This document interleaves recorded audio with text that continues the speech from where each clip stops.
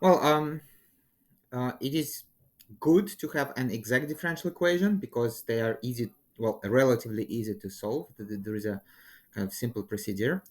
But usually our differential equation is not exact, unfortunately, right? But sometimes it is possible to transform a non-exact differential equation to an exact differential equation, right? The what we do is we can multiply our differential equation by a non-zero function to obtain an exact differential equation, right? So here is what it looks like, right? So we are going to, if we begin with a differential equation that is not exact, we are going to multiply it by some function I that is called the integrating factor, so that the new differential equation, so after multiplying with I of x, is going to be exact, right? Now, uh, it works if we have this kind of um, this kind of identity. If this identity holds, then it is going to work. Unfortunately,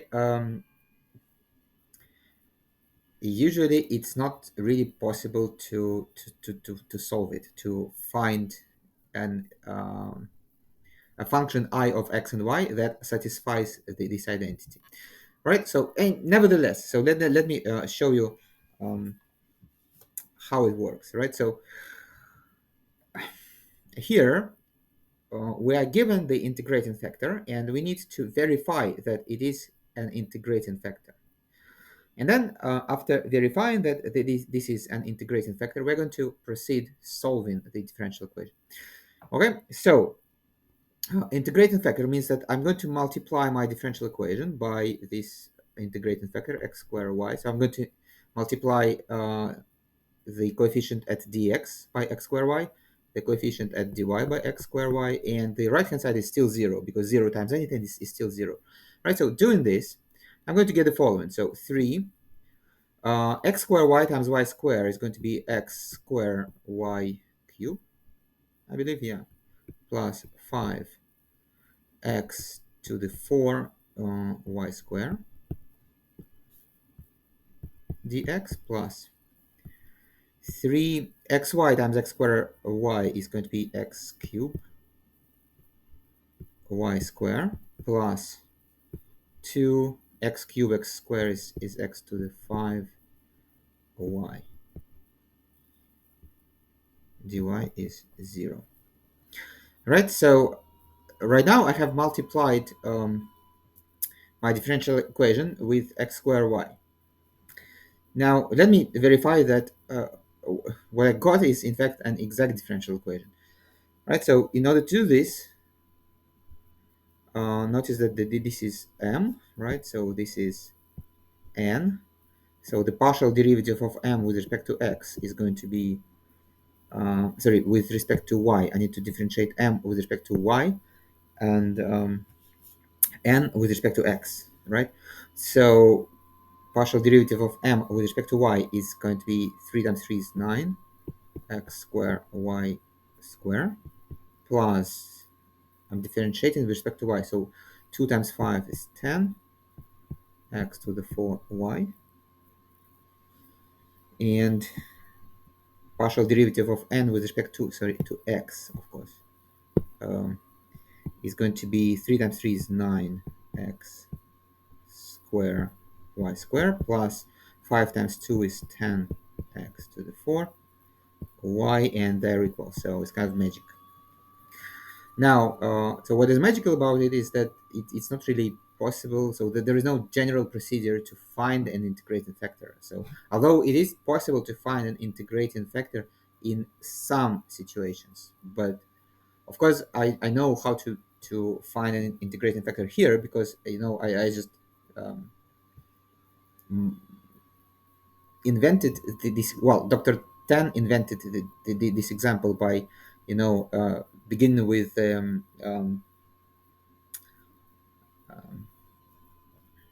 with the potential function and then kind of dividing it by x squared y. Anyway, so how do we now solve this differential equation, right? So basically, to solve it, we need to solve it, uh, to solve the exact version of the differential equation. So with the integrating factor, not the original one, but the one that we obtained by multiplying with the integrating factor. So that, right? So this new differential equation is in fact an exact one, right? And let me write this new differential equation. This new differential equation is 3x squared y cubed plus 5x to the 4 y squared dx plus 3x cubed y squared plus 2x to the 5 y dy is 0, right? So this is my differential equation, and now the coefficient in front of dx is supposed to be the partial derivative of u with respect to x, and the coefficient in front of y is supposed to be the partial derivative of u with respect to y, where u is the potential, right?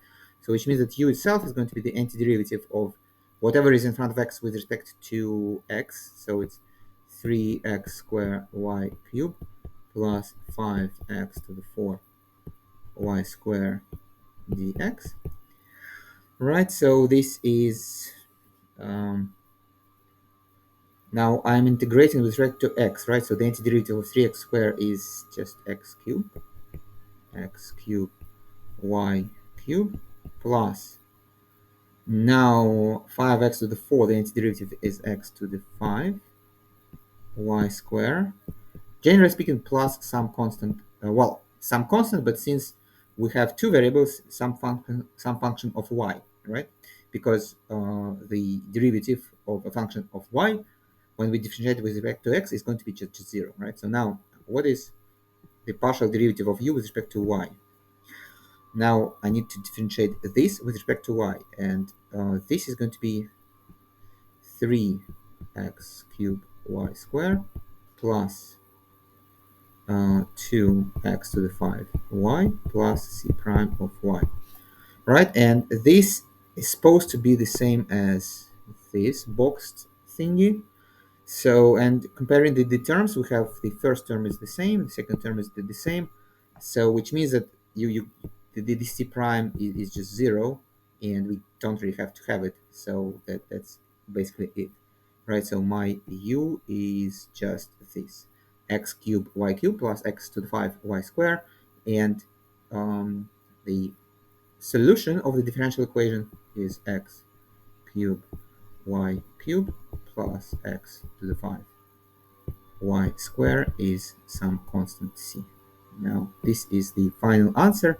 Well, again, if you could solve it for y, then you probably should do it, but here it is, well, it's kind of possible to solve it for y because it is a cubic equation in y, but it is super complicated, right? So this is Cardano's formula, and usually we don't really, we just leave it as is. And in x it is even a quintic equation, so which is impossible to solve in closed form. So this is just the final answer, and basically that's it. So these are all the steps in printed form, and that's the end of the part about integrating factors.